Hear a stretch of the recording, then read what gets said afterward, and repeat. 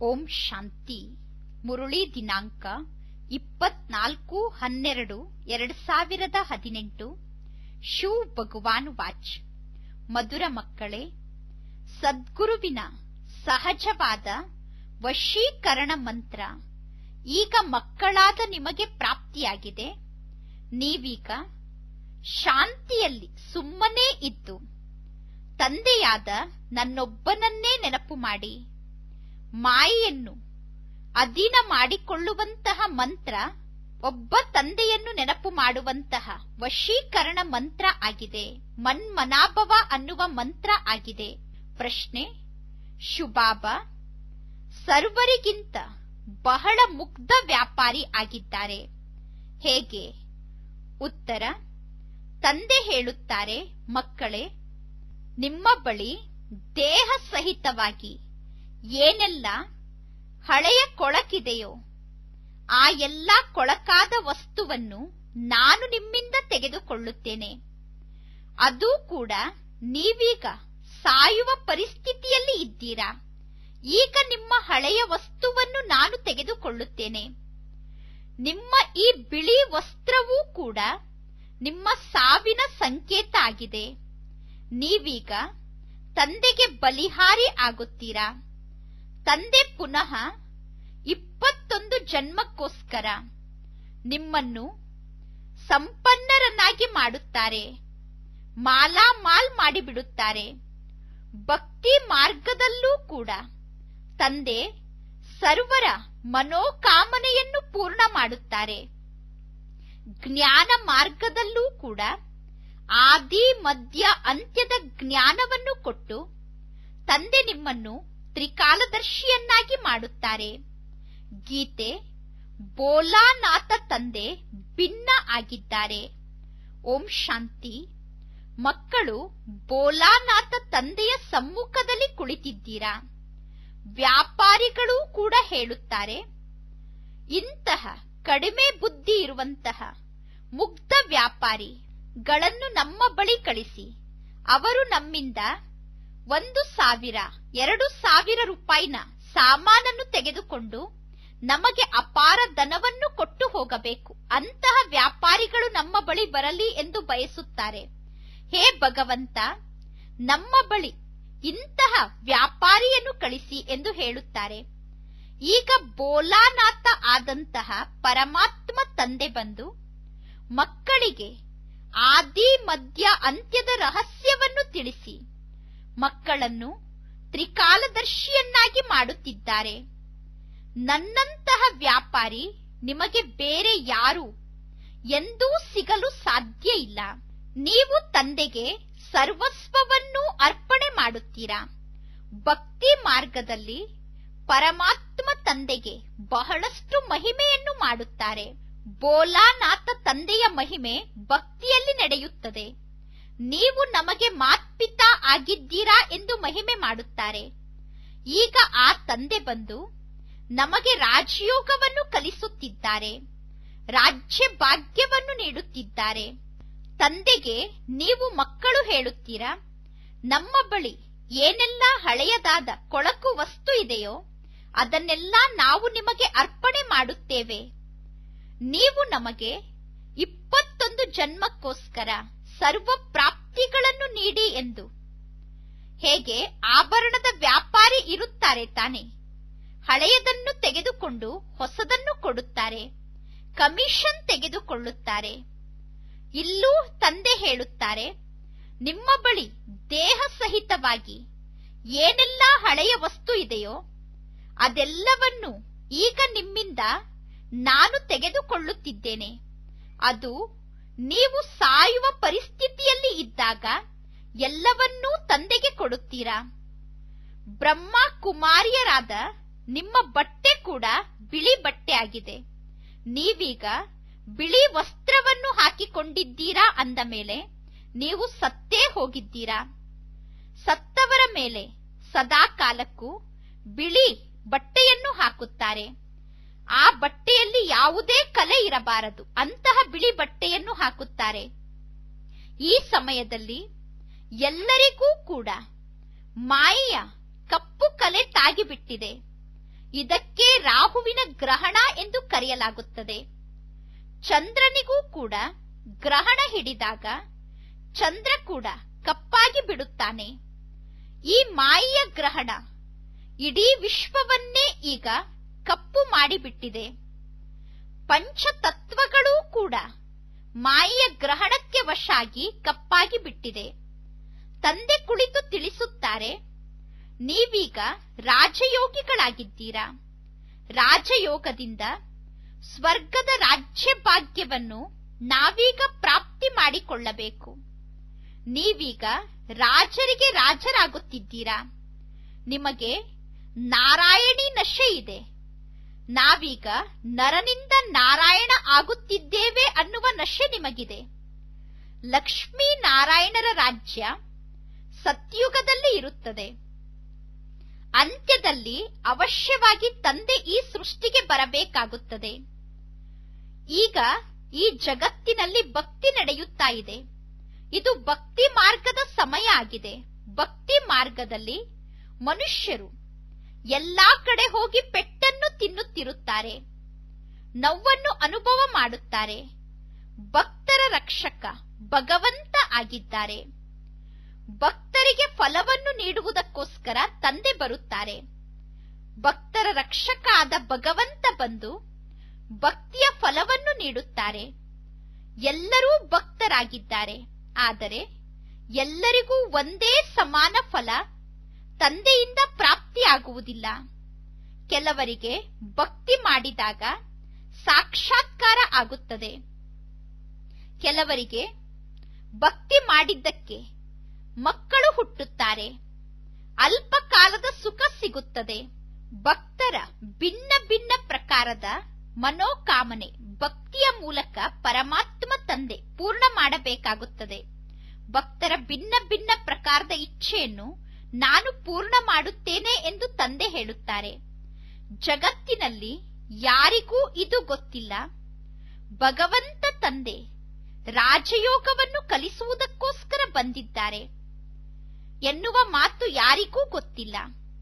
ಜನ ತಿಳಿದುಕೊಂಡಿದ್ದಾರೆ, ದ್ವಾಪರ ಯುಗದಲ್ಲಿ ಪರಮಾತ್ಮ ತಂದೆ ಬಂದಿರಬಹುದು, ಆಗ ರಾಜಯೋಗವನ್ನು ಕಲಿಸಿರಬಹುದು ಎಂದು. ಒಳ್ಳೆಯದು. ಪರಮಾತ್ಮ ತಂದೆ ಪುನಃ ನರನನ್ನು ನಾರಾಯಣನನ್ನಾಗಿ ಹೇಗೆ ಮಾಡುತ್ತಾರೆ? ಈಗ ತಂದೆ ನಿಮಗೆ ರಾಜಯೋಗವನ್ನು ಕಲಿಸಿ ನಿಮ್ಮನ್ನು ರಾಜರಿಗೆ ರಾಜರನ್ನಾಗಿ ಮಾಡುತ್ತಿದ್ದಾರೆ. ನೀವಿಲ್ಲಿ ಸುಮ್ಮನೆ ಶಾಂತಿಯಲ್ಲಿ ಕುಳಿತಿರಬೇಕು. ಮನ್ಮನಾಭವ ಅನ್ನುವ ಮಂತ್ರ ಸದ್ಗುರುವಿನ ಸಹಜವಾದಂತಹ ವಶೀಕರಣ ಮಂತ್ರ ಆಗಿದೆ. ಈ ಮಂತ್ರದಿಂದ ನಿಮಗೆ ಬಹಳಷ್ಟು ಸಂಪಾದನೆ ಆಗುತ್ತದೆ. ಮಾಯೆಯನ್ನು ಅಧೀನ ಮಾಡಿಕೊಳ್ಳುವಂತಹ ಮಂತ್ರ ಮನ್ಮನಾಭವ ಆಗಿದೆ. ನೀವೀಗ ಮಾಯಾಜೀತರು ಜಗಜ್ಜೀತರೂ ಆಗಬೇಕು. ಭಕ್ತಿ ಮಾರ್ಗದವರು ಹೇಳುತ್ತಾರೆ, ಮನಸ್ಸನ್ನು ಗೆದ್ದರೆ ಜಗತ್ತನ್ನು ಗೆಲ್ಲಬಹುದು ಎಂದು. ಅದಕ್ಕೋಸ್ಕರ ಅವರು ಹಠಯೋಗವನ್ನು ಮಾಡುತ್ತಾರೆ. ಆದರೆ ಜಗಜ್ಜೀತರಾಗುವುದಕ್ಕೋಸ್ಕರ ಹಠಯೋಗ ಮಾಡುವುದಿಲ್ಲ. ಅವರು ಕೇವಲ ಮುಕ್ತಿಯನ್ನು ಪಡೆದುಕೊಳ್ಳಲು ಹಠಯೋಗ ಮಾಡುತ್ತಾರೆ. ತಂದೆ ಬಂದು ಹೇಳುತ್ತಾರೆ, ಮಕ್ಕಳೇ, ದೇಹ ಸಹಿತ ದೇಹದ ಸರ್ವ ಧರ್ಮವನ್ನು ತ್ಯಾಗ ಮಾಡಿ ನಾವು ಇಂತಹ ಧರ್ಮದವರು ಅನ್ನುವ ಮಾತನ್ನು ಮರೆತು ಸ್ವಯಂವನ್ನು ಆತ್ಮ ಎಂದು ತಿಳಿದುಕೊಂಡು ತಂದೆಯಾದ ನನ್ನನ್ನು ನೆನಪು ಮಾಡಿ, ನಾನು ನಿಮಗೆ ಯಾವ ಮತವನ್ನು ಕೊಡುತ್ತಿದ್ದೇನೋ ಆ ಮತದಂತೆ ನಡೆಯಿರಿ. ಇನ್ನು ಇಲ್ಲಿಯವರೆಗೂ ನೀವೇನು ಅನೇಕ ಮತಗಳಂತೆ ನಡೆಯುತ್ತಾ ಬಂದಿದ್ದೀರೋ ಆ ಎಲ್ಲಾ ಮತಗಳನ್ನು ಈಗ ನೀವು ಬಿಟ್ಟು ಬಿಡಬೇಕು. ಪರಮಾತ್ಮ ತಂದೆ ನಿಮಗೆ ನೀಡುತ್ತಿರುವ ಜ್ಞಾನ ಸಂಪೂರ್ಣ ಹೊಸ ಜ್ಞಾನ ಆಗಿದೆ. ನಾವು ಹೇಳುತ್ತಿರುವ ಮಾತು ಹೊಸ ಮಾತು ಎಂದು ಅವರಿಗೂ ಅನ್ನಿಸುತ್ತದೆ. ಮಕ್ಕಳಾದ ನೀವು ಯಾರಿಗಾದರೂ ಜ್ಞಾನವನ್ನು ತಿಳಿಸುವಾಗ ಮೊದಲು ಅವರ ನಾಡಿಯನ್ನು ನೋಡಬೇಕು. ಎಲ್ಲರ ಸಮ್ಮುಖದಲ್ಲೂ ಒಂದೇ ರೀತಿ ಮಾತನ್ನು ನೀವು ಆಡಬಾರದು. ಮನುಷ್ಯರ ಮತಗಳು ಅನೇಕ ಇದೆ. ಇಲ್ಲಿ ನಿಮಗೆ ಒಂದೇ ಮತ ಸಿಕ್ಕಿದೆ. ಆದರೆ ನಿಮ್ಮಲ್ಲೂ ನಂಬರ್ ವಾರ್ ಇದ್ದೀರಾ.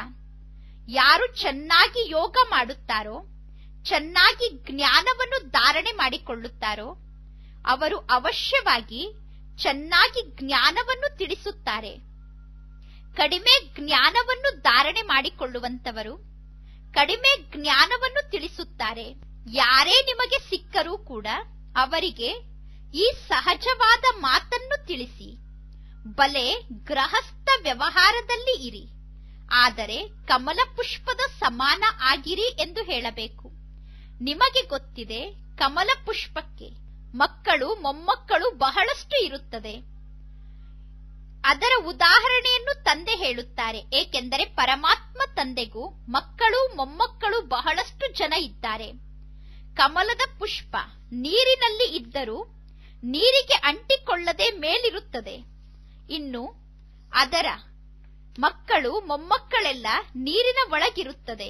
ಈ ಉದಾಹರಣೆ ಬಹಳ ಒಳ್ಳೆಯ ಉದಾಹರಣೆ ಆಗಿದೆ. ತಂದೆ ಹೇಳುತ್ತಾರೆ, ಗೃಹಸ್ಥ ವ್ಯವಹಾರದಲ್ಲೇ ಇರಿ, ಆದರೆ ಪವಿತ್ರರಾಗಿ ಇರಿ. ಎಲ್ಲದಕ್ಕೂ ಆಧಾರ ಪವಿತ್ರತೆ ಆಗಿದೆ. ಮುಖ್ಯ ಮಾತು ಪವಿತ್ರತೆ ಆಗಿದೆ. ಈ ಅಂತಿಮ ಜನ್ಮದಲ್ಲಿ ಪವಿತ್ರರಾಗಿದ್ದು ಒಬ್ಬ ತಂದೆಯನ್ನು ನೆನಪು ಮಾಡಿ. ನೀವೇನು ರಚನೆಯನ್ನು ರಚಿಸಿದ್ದೀರೋ ಅವರ ಪಾಲನೆಯನ್ನು ಅವಶ್ಯವಾಗಿ ಮಾಡಬೇಕು. ಇಲ್ಲದಿದ್ದರೆ ಈ ಯೋಗ ಹಠಯೋಗ ಆಗಿಬಿಡುತ್ತದೆ. ಜಗತ್ತಿನಲ್ಲಿ ಬಹಳಷ್ಟು ಜನ ಪವಿತ್ರರಾಗಿ ಇರುತ್ತಾರೆ. ಬಾಲ ಬ್ರಹ್ಮಚಾರಿಗಳು, ಭೀಷ್ಮ ಪಿತಾಮಹನ ಸಮಾನ ಇರುವಂತವರು ಬಹಳಷ್ಟು ಜನ ಇದ್ದಾರೆ. ಬಾಲ ಬ್ರಹ್ಮಚಾರಿಗಳಿಗೆ ಭೀಷ್ಮ ಪಿತಾಮಹ ಎಂದು ಕರೆಯಲಾಗುತ್ತದೆ. ಒಳ್ಳೆಯದು. ಬಾಲ ಬ್ರಹ್ಮಚಾರಿಗಳು ಯಾರು ಅಂದರೆ ಸ್ತ್ರೀ ಪುರುಷರು ಒಟ್ಟಿಗೆ ಇದ್ದು ಪವಿತ್ರರಾಗಿದ್ದು ತೋರಿಸಬೇಕು.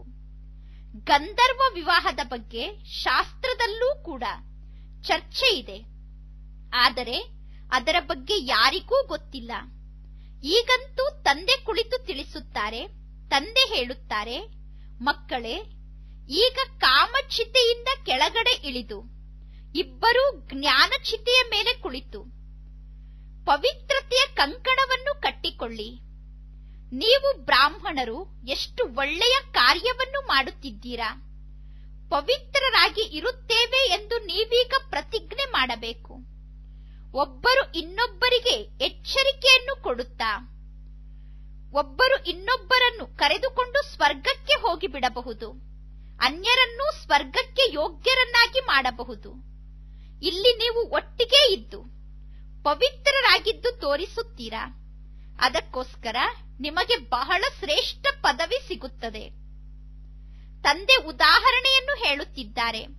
ನೀವು ಪವಿತ್ರರಾಗಿದ್ದು ತೋರಿಸಿದರೆ ನಿಮ್ಮ ಉದಾಹರಣೆಯನ್ನು ಅನ್ಯರ ಮುಂದೆ ಹೇಳಲಾಗುತ್ತದೆ. ಜ್ಞಾನದ ಚಿತೆಯ ಮೇಲೆ ಕುಳಿತು ಸ್ವರ್ಗಕ್ಕೆ ಹೋಗಿ ನೀವೀಗ ಶ್ರೇಷ್ಠ ಪದವಿಯನ್ನು ಪಡೆದುಕೊಳ್ಳುತ್ತೀರಾ. ಇಲ್ಲಿ ಸಾಹಸ ಬಹಳಷ್ಟು ಬೇಕು. ಪಕ್ಕಾ ಆಗಿ ಜ್ಞಾನ ಮಾರ್ಗದಲ್ಲಿ ನಡೆಯುತ್ತಿದ್ದರೆ ಬಹಳ ಶ್ರೇಷ್ಠ ಪದವಿ ಸಿಗುತ್ತದೆ. ಇನ್ನು ಎಲ್ಲದಕ್ಕೂ ಆಧಾರ ಸೇವೆ ಆಗಿದೆ. ಯಾರು ಬಹಳ ಸೇವೆ ಮಾಡುತ್ತಾರೋ, ಅನೇಕ ಪ್ರಜೆಗಳನ್ನು ತಯಾರು ಮಾಡಿಕೊಳ್ಳುತ್ತಾರೋ ಅವರು ಶ್ರೇಷ್ಠ ಪದವಿಯನ್ನು ಪಡೆದುಕೊಳ್ಳುತ್ತಾರೆ. ಮಮ್ಮಾ ಬಾಬಾ ಕೂಡ ಶ್ರೇಷ್ಠ ಪದವಿಯನ್ನು ಪಡೆದುಕೊಂಡಿದ್ದಾರೆ. ಮಮ್ಮಾ ಬಾಬಾರವರಿಗಿಂತ ಶ್ರೇಷ್ಠ ಪದವಿಯನ್ನು ಪಡೆದುಕೊಳ್ಳಲು ಪುರುಷಾರ್ಥ ಮಾಡಬೇಕು. ಆದರೆ ಪರಮಾತ್ಮ ತಂದೆ ಈ ರೀತಿ ಹೇಳುತ್ತಾರೆ, ಇಬ್ಬರು ಕ್ರಿಶ್ಚಿಯನ್ನರು ಒಂದು ವೇಳೆ ಪರಸ್ಪರ ಸೇರಿಬಿಟ್ಟರೆ, ರಷ್ಯಾ ಅಮೆರಿಕಾದವರು ಪರಸ್ಪರ ಸೇರಿದರೆ ಇಡೀ ವಿಶ್ವಕ್ಕೆ ಮಾಲೀಕರಾಗಿ ಬಿಡಬಹುದು. ಈ ರೀತಿ ಯಾವುದಾದರೂ ಜೋಡಿಗಳು ಹುಟ್ಟಿಕೊಳ್ಳಬೇಕು. ಅವರು ತಂದೆ ತಾಯಿಗಿಂತ ಶ್ರೇಷ್ಠ ಪದವಿಯನ್ನು ಪಡೆದುಕೊಳ್ಳಬೇಕು. ಆದರೆ ತಂದೆ ತಾಯಿಗಿಂತ ಶ್ರೇಷ್ಠ ಪದವಿಯನ್ನು ಯಾರಿಗೂ ಪಡೆದುಕೊಳ್ಳಲು ಸಾಧ್ಯ ಆಗುವುದಿಲ್ಲ. ಜಗದಂಬೆ ಜಗತ್ಪಿತಾರವರ ಹೆಸರು ಬಹಳ ಪ್ರಸಿದ್ಧ ಆಗಿದೆ. ಅವರ ಸಮಾನ ಸೇವೆಯನ್ನು ನಾವು ಮಾಡಿ ತೋರಿಸಲು ಸಾಧ್ಯ ಇಲ್ಲ. ಮಮ್ಮ ಬಾಬಾ ನಿಮಿತ್ತರಾಗಿದ್ದಾರೆ, ಅವರೇ ನಂಬರ್ 1 ಪದವಿಯನ್ನು ಪಡೆದುಕೊಳ್ಳುತ್ತಾರೆ. ಆದರೆ ಮಕ್ಕಳಾದ ನೀವು ಹಾರ್ಟ್ ಫೇಲ್ ಆಗಬಾರದು. ಒಳ್ಳೆಯದು. ಮಮ್ಮ ಬಾಬಾರವರ ಸಮಾನ ಆಗಲು ಸಾಧ್ಯ ಆಗದೇ ಇದ್ದರೂ ಸೆಕೆಂಡ್ ನಂಬರ್ನ ಪದವಿಯನ್ನು ನೀವು ಪಡೆದುಕೊಳ್ಳಬಹುದು. ಎಲ್ಲದಕ್ಕೂ ಆಧಾರ ಸೇವೆ ಆಗಿದೆ. ಪ್ರಜೆಗಳನ್ನು ಮತ್ತು ವಾರಸುದಾರರನ್ನು ತಯಾರು ಮಾಡಬೇಕು. ನಮ್ಮ ಮಾತು ಹೊಸ ಮಾತಾಗಿದೆ. ಹೊಸ ಜಗತ್ತನ್ನು ರಚಿಸುವುದಕ್ಕೋಸ್ಕರ ತಂದೆ ಅವಶ್ಯವಾಗಿ ಬರಬೇಕಾಗುತ್ತದೆ. ಅವರು ರಚಯಿತ ಆಗಿದ್ದಾರೆ. ಜನ ಹೇಳುತ್ತಾರೆ ಪರಮಾತ್ಮ ತಂದೆ ನಾಮರೂಪದಿಂದ ಭಿನ್ನ ಆಗಿದ್ದಾರೆ ಎಂದು. ಆದರೆ ಈ ರೀತಿ ಇಲ್ಲ. ಪರಮಾತ್ಮ ತಂದೆಗೂ ನಾಮರೂಪ ಇದೆ. ಪರಮಾತ್ಮನಿಗೆ ನಾಮರೂಪ ಇಲ್ಲ ಎಂದು ಹೇಳುವವರದ್ದೂ ಕೂಡ ಏನೂ ದೋಷ ಇಲ್ಲ. ಅದೃಷ್ಟದಲ್ಲಿ ಇದ್ದಾಗ ಮಾತ್ರ ಈ ಮಾತು ಅರ್ಥ ಆಗುತ್ತದೆ. ಬಹಳಷ್ಟು ಜನ ಬರುತ್ತಾರೆ, ಇಲ್ಲಿ ಹೇಳುತ್ತಿರುವ ಮಾತು ಸರಿ ಎಂದು ಕೂಡ ತಿಳಿದುಕೊಳ್ಳುತ್ತಾರೆ.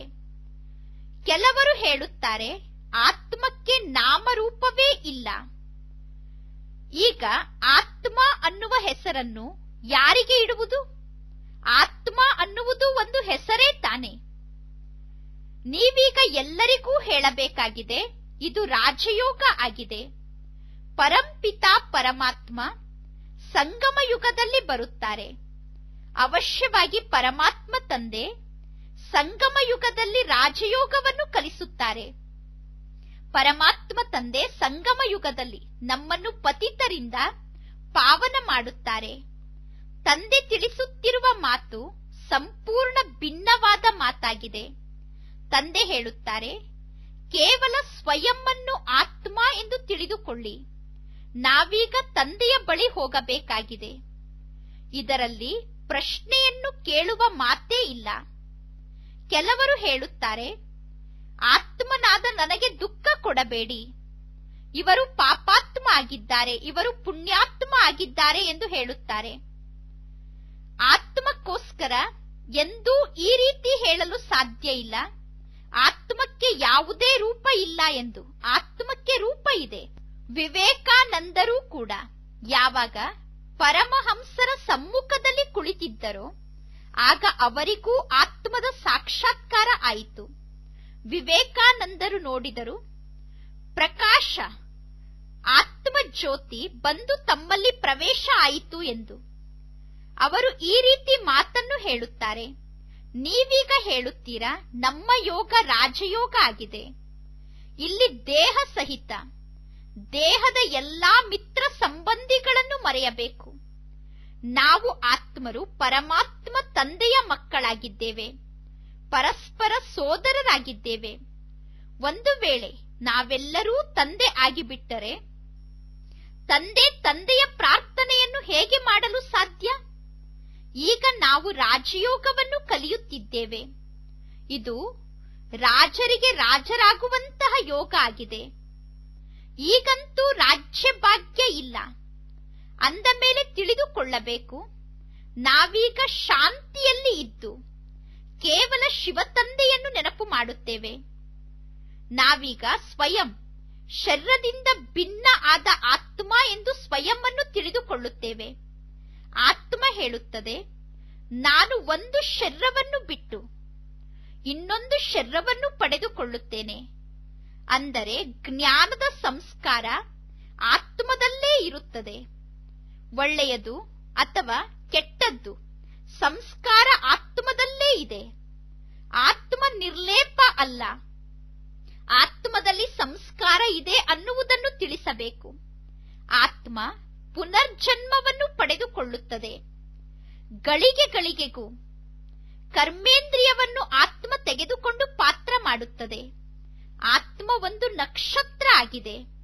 ಭ್ರುಕುಟಿಯ ಮಧ್ಯದಲ್ಲಿ ಆತ್ಮ ಇರುತ್ತದೆ. ಆತ್ಮದ ಸಾಕ್ಷಾತ್ಕಾರ ಕೂಡ ಆಗುತ್ತದೆ. ಅದನ್ನು ನೋಡಿದಾಗ ತಿಳಿದುಕೊಳ್ಳುತ್ತಾರೆ, ಇವರಲ್ಲಿ ಇಷ್ಟೊಂದು ಶಕ್ತಿ ಇದೆ, ಅದಕ್ಕೋಸ್ಕರ ಇವರು ನನಗೆ ಆತ್ಮದ ಸಾಕ್ಷಾತ್ಕಾರವನ್ನು ಮಾಡಿಸಿದರು ಎಂದು.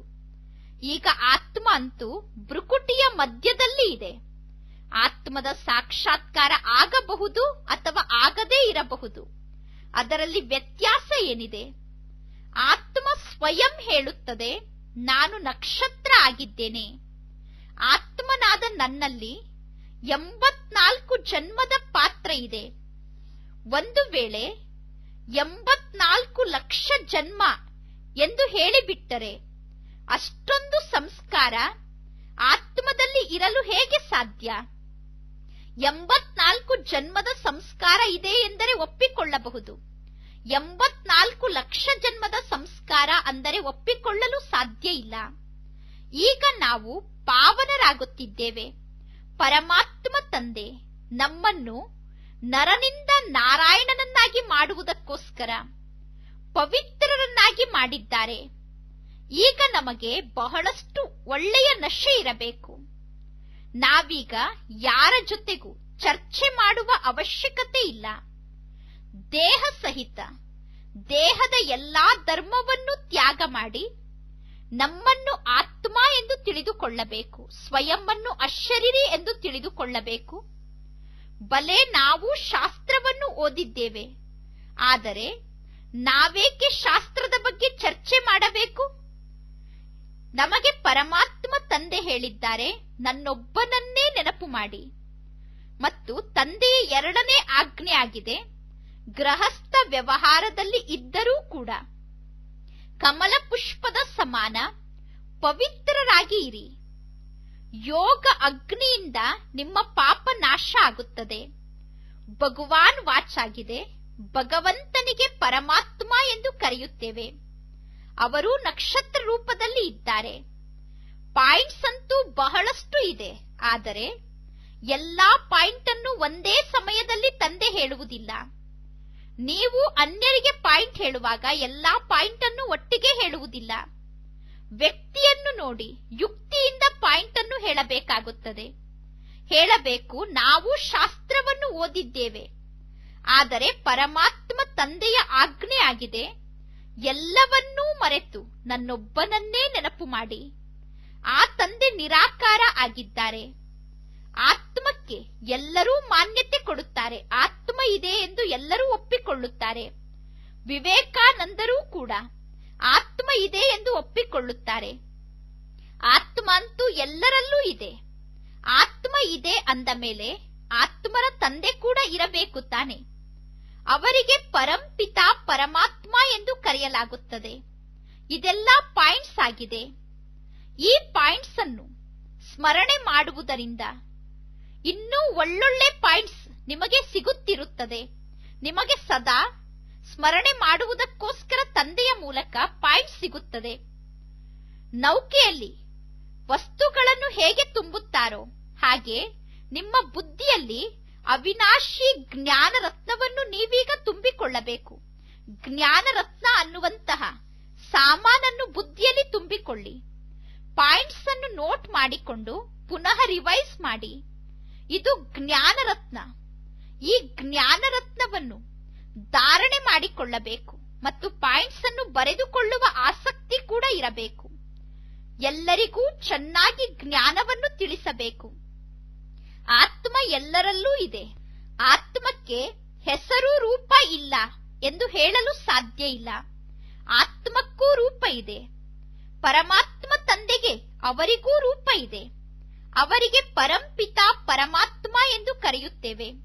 ಪರಮಾತ್ಮ ತಂದೆ ಪರಮಧಾಮದ ನಿವಾಸಿಯಾಗಿದ್ದಾರೆ. ಮಕ್ಕಳಿಗೆ ತಂದೆ ಎಷ್ಟೊಂದು ಜ್ಞಾನದ ಮಾತನ್ನು ತಿಳಿಸುತ್ತಿದ್ದಾರೆ. ಈಗ ನೀವು ಸೇವೆ ಮಾಡಿ ತೋರಿಸಿ. ಸೇವೆ ಮಾಡಿದರೆ ಬಾಬಾ ಮಕ್ಕಳಿಗೆ ಬಹುಮಾನ ಕೊಡುತ್ತಾರೆ. ಜ್ಞಾನ ರತ್ನದಿಂದ ತಂದೆ ಮಕ್ಕಳ ಶೃಂಗಾರವನ್ನು ಎಷ್ಟೊಂದು ಮಾಡುತ್ತಾರೆ. ನಾವೀಗ ಈ ಕಲಿಯುಗದಲ್ಲಿ ಪದಂಪತಿ ಆಗಲು ಬಯಸುವುದಿಲ್ಲ. ನಮಗೆ ವಿಶ್ವದ ರಾಜ್ಯ ಭಾಗ್ಯ ಬೇಕಾಗಿದೆ. ಒಳ್ಳೆಯದು.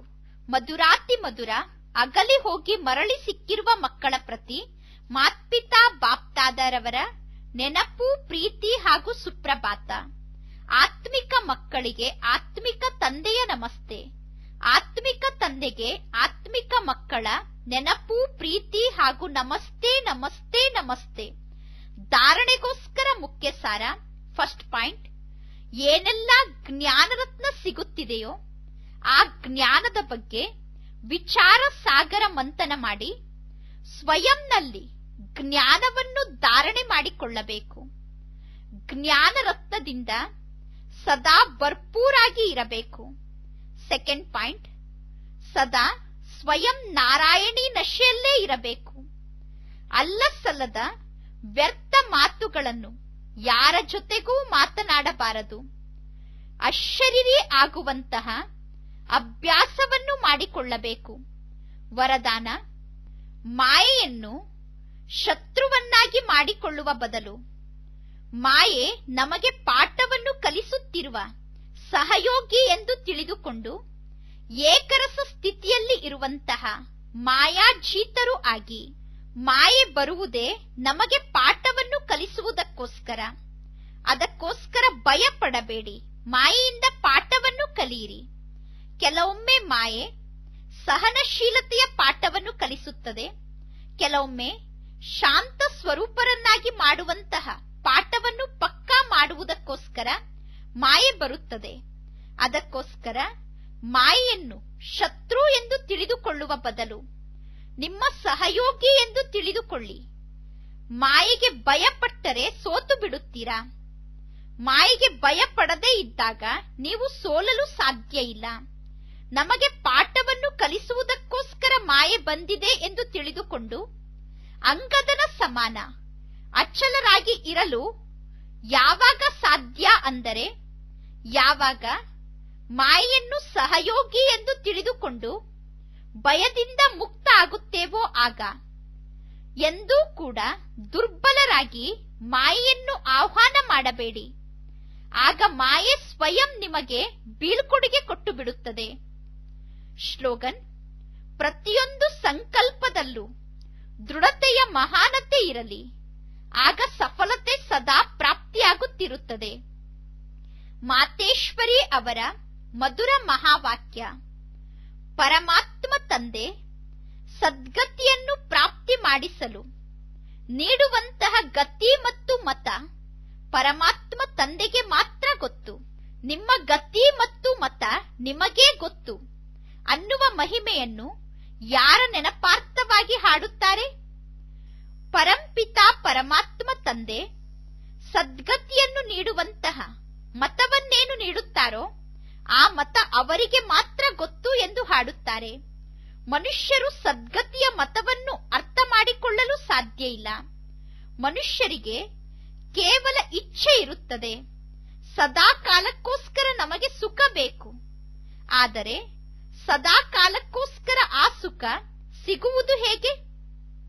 ಎಲ್ಲಿಯವರೆಗೂ ಮನುಷ್ಯರು ತಮ್ಮ ಪಂಚವಿಕಾರವನ್ನು ಭಸ್ಮ ಮಾಡಿಕೊಂಡು ಕರ್ಮವನ್ನು ಅಕರ್ಮವನ್ನಾಗಿ ಮಾಡಿಕೊಳ್ಳುವುದಿಲ್ಲವೋ ಅಲ್ಲಿಯವರೆಗೂ ಮನುಷ್ಯರಿಗೆ ಸುಖ ಸಿಗಲು ಸಾಧ್ಯ ಇಲ್ಲ. ಏಕೆಂದರೆ ಕರ್ಮ, ಅಕರ್ಮ ಮತ್ತು ವಿಕರ್ಮದ ಗತಿ ಬಹಳ ಸೂಕ್ಷ್ಮ ಆಗಿದೆ. ಪರಂಪಿತ ಪರಮಾತ್ಮ ತಂದೆಯನ್ನು ಬಿಟ್ಟು ಯಾವ ಆತ್ಮರಿಗೂ ಈ ಕರ್ಮದ ಗತಿಯ ಬಗ್ಗೆ ಗೊತ್ತಿಲ್ಲ. ಎಲ್ಲಿಯವರೆಗೂ ಪರಮಾತ್ಮ ತಂದೆ ಬಂದು ಈ ಕರ್ಮದ ಗತಿಯ ಬಗ್ಗೆ ನಮಗೆ ತಿಳಿಸುವುದಿಲ್ಲವೋ ಅಲ್ಲಿಯವರೆಗೂ ಮನುಷ್ಯರಿಗೆ ಜೀವನ್ಮುಕ್ತಿ ಪ್ರಾಪ್ತಿಯಾಗಲು ಸಾಧ್ಯ ಇಲ್ಲ. ಅದಕ್ಕೋಸ್ಕರ ಮನುಷ್ಯರು ಪರಮಾತ್ಮನಿಗೆ ಹೇಳುತ್ತಾರೆ, ನಿನ್ನ ಗತಿ ಮತ್ತು ಮತ ನಿಮಗೇ ಗೊತ್ತು. ಪರಮಾತ್ಮ ತಂದೆ ಸದ್ಗತಿಯನ್ನು ನೀಡಲು ಯಾವ ಮತವನ್ನು ನೀಡುತ್ತಾರೋ ಆ ಮತ ಪರಮಾತ್ಮ ತಂದೆಯ ಬಳಿ ಇದೆ. ಹೇಗೆ ಕರ್ಮವನ್ನು ಅಕರ್ಮವನ್ನಾಗಿ ಮಾಡಿಕೊಳ್ಳಬೇಕು ಅನ್ನುವ ಶಿಕ್ಷಣವನ್ನು ನೀಡುವುದು ಕೇವಲ ಒಬ್ಬ ಪರಮಾತ್ಮ ತಂದೆಯ ಕೆಲಸ ಆಗಿದೆ. ಇನ್ನು ಮನುಷ್ಯರಿಗಂತೂ ಈ ಕರ್ಮದ ಗತಿಯ ಜ್ಞಾನ ಗೊತ್ತಿಲ್ಲ. ಆದ್ದರಿಂದ ಮನುಷ್ಯರು ಉಲ್ಟಾ ಕರ್ಮವನ್ನೇ ಮಾಡುತ್ತಿರುತ್ತಾರೆ. ಈಗ ಮನುಷ್ಯರ ಮೊದಲನೇ ಕರ್ತವ್ಯ ಆಗಿದೆ ತಮ್ಮ ಕರ್ಮವನ್ನು ಸುಧಾರಣೆ ಮಾಡಿಕೊಳ್ಳುವುದು. ಕರ್ಮವನ್ನು ಸುಧಾರಣೆ ಮಾಡಿಕೊಂಡಾಗ ಮಾತ್ರ ನಾವು ಮನುಷ್ಯ ಜೀವನದ ಸಂಪೂರ್ಣ ಲಾಭವನ್ನು ಪ್ರಾಪ್ತಿ ಮಾಡಿಕೊಳ್ಳಲು ಸಾಧ್ಯ ಆಗುತ್ತದೆ. ಒಳ್ಳೆಯದು. ಓಂ ಶಾಂತಿ.